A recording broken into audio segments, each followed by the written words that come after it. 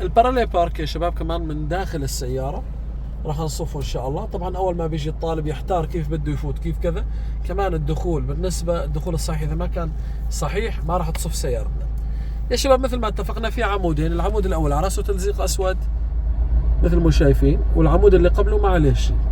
انا عياري كله راح يكون على التلزيق الاسود، لكن في عندي خط ابيض واصفر على الطريق ما بعرف اذا مبينين، لازم انا افوت سيارتي بيناتهم. لكن كيف بدي اعرف عياري الصحيح؟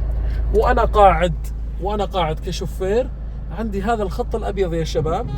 الخط الابيض لازم يبين علي هون بهالشكل هذا ببدايه درجسيوني طبعا، فبتكون دخلتي بين السيارتين. او القطعه المساحه هاي بيكون الخط الابيض على المساحه مبين، طبعا انا من مكاني كسائق.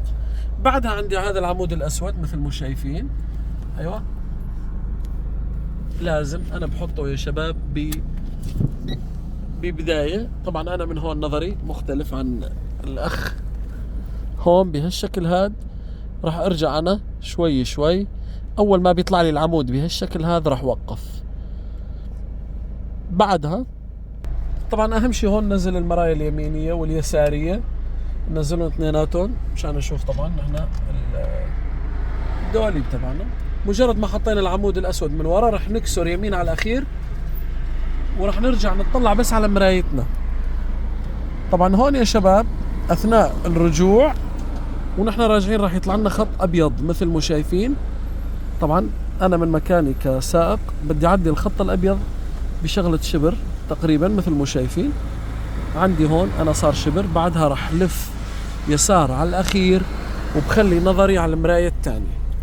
المراية الثانية اللي موجودة من هون طبعا، ونحن راجعين ضل كاسرين يسار على الاخير مثل ما شايفين. دولابنا دعس على الاصفر، مبين عندك الخط الابيض، ايوه ذاك الخط الابيض راح نشوفه منيح بهالشكل هذا، الخط الابيض اللي موجود على الرصيف. ايوه راح نرجع يا شباب لبين ما بيجي الخط الابيض، بيصير اول الدولاب من الامام بهالشكل هذا. نفضي غيارنا، نجلس درجسيوننا، تكون صفتنا خالصة. بيطلع لنا داخل البارك حركتين، حركة نقرب وحركة نرجع فيها. لكن إذا التزمنا بالقياسات ما في داعي نستخدم أنه نقرب أو نرجع لورا. بهالحالة هي خلصنا. نحط الغماز اليسار، كسرة يسار على الأخير، وراح نطلع شوي شوي مع الانتباه طبعا على المراية. ننتبه شوي شوي، نتفقد طريقنا. بعدها نطلع وتكون خلصت عندنا الصفة الثانية اللي هي الباراليل بارك.